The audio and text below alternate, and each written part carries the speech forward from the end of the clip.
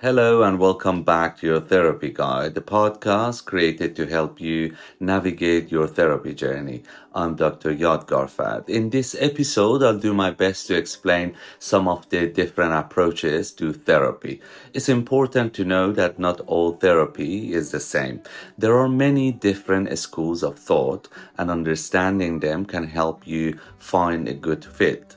Therapy is not a one size fits all solution. Think of it like a journey in a new city. You could travel by car, bus, or on foot. Each method has its own pros and cons, and the best choice depends on where you want to go and what you want to see along the way. Therapeutic approaches are similar. They are different methods to help you get to your destination. I want to briefly explain three of the most well-known approaches. First, there is psychodynamic therapy. This approach is rooted in the idea that our past experiences, especially from childhood, deeply influence our current thoughts, feelings, and behaviors. The focus is often on exploring unconscious patterns and unresolved conflicts.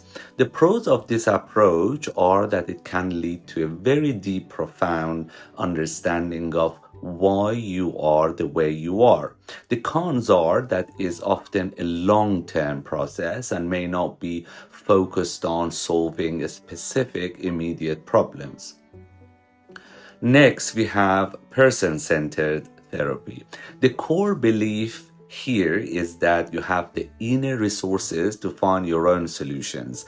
The therapist's role is not to give you advice, but to provide a supportive, non-judgmental environment. The pros are that it's incredibly empowering and can help you build self-esteem.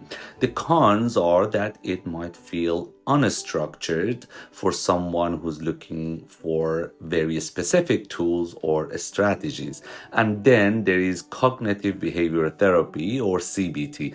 There is an action-oriented approach that focuses on the here and now. The main idea is that our thoughts, emotions, and behaviors are all interconnected.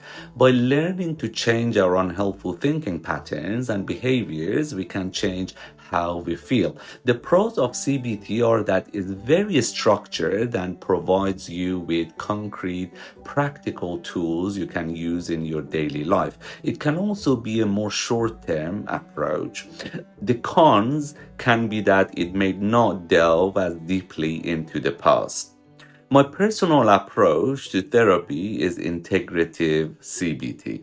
This means I mainly use CBT because of its effectiveness in giving you practical tools. But I also integrate ideas from other approaches to provide a more tailored treatment for your individual needs. For instance, I might draw from psychodynamic ideas to help you understand a long-lasting pattern and use person-centered principle to create a safe space for you to discover your own strength. This allows me to adapt my approach to what works best for you. In a future episode, I will talk specifically about the CBT model and how its principles are going to help us in our work together.